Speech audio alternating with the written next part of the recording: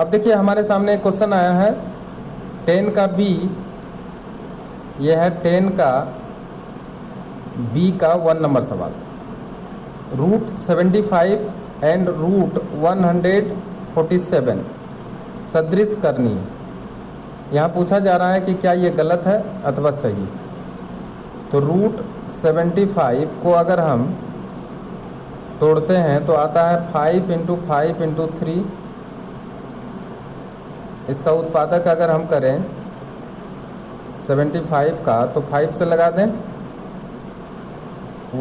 1 आएगा और 5 15 आएगा।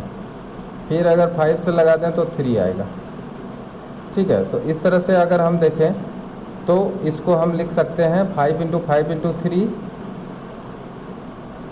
5√3। उसी तरह से 147 को भी अगर हम तोड़ के देखते हैं क्या ये सदृश करनी आ पाता है। 147 किससे लगा देंगे 7 से, 2 1 आएगा, फिर 7 से लगा देंगे 3 आएगा।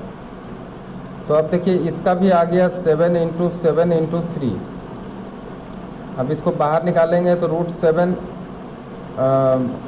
बाहर निकल जाएगा, √3 बच जाएगा।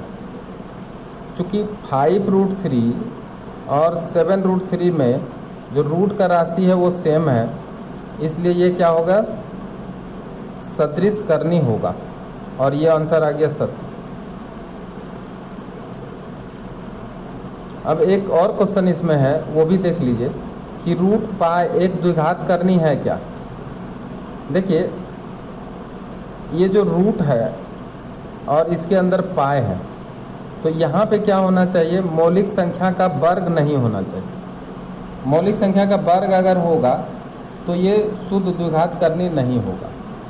ठीक है, लेकिन यहाँ पे पाई जो होता है ये एक मौलिक संख्या नहीं है, इसलिए इसको हम कहेंगे असत्य।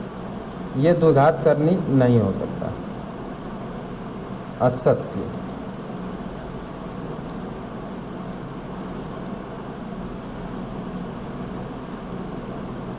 ये असत्य हो गया।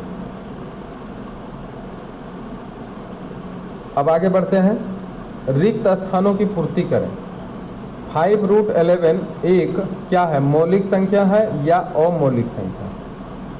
तो यहाँ पे अगर हम लोग देखें तो √11 है और इसके साथ साथ 5 भी लगा हुआ है, इसलिए ये क्या होगा एक अमौलिक संख्या होगा। इसलिए यहाँ पे हम टिक लगा देंगे अमौलिक संख्या। ठीक, मौलिक संख्या कहने का मतलब कि अगर रूट का जो राशि होगा किसी मौलिक संख्या का अगर वर्ग होता, ठीक है, तब जा कर के उसको हम कह सकते हैं मौलिक संख्या। इसलिए ये क्या होगा अमौलिक संख्या होगा। √3 - 5 की पूरक करनी, इसका पूरक करनी अगर हम निकालेंगे 2 नंबर का, देखिए अगर इसका पूरक करनी निकालेंगे तो क्या हो सकता है √3 -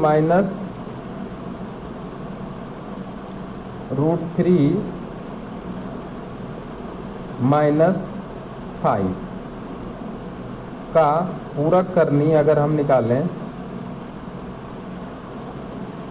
करनी तो होगा -√3 आपको देना पड़ेगा और -5। तो ये जो होगा इसका पूरक करनी हो जाएगा, क्योंकि इससे क्या होगा √3 भी कट जाएगा और 5 5 ऐड करके आ जाएगा -10।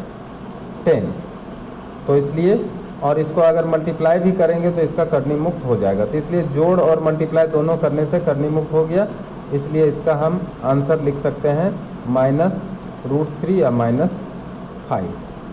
अब देखिए 3 नंबर में दिया हुआ है कि 2 द्विघात करणियों का योगफल एवं गुणनफल एक मौलिक संख्या हो तो ये दोनों करणियाँ डैश करनी होगी।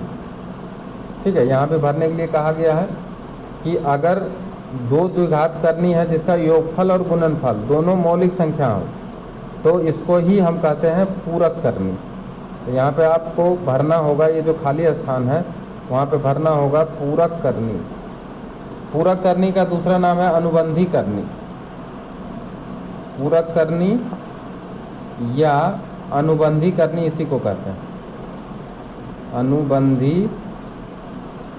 करनी। तो ये कहाँ पे भरेंगे, यहाँ पे भर देंगे आप। अब आगे बढ़ते हैं। अब इस वीडियो को यहीं पे शेष करना पड़ेगा।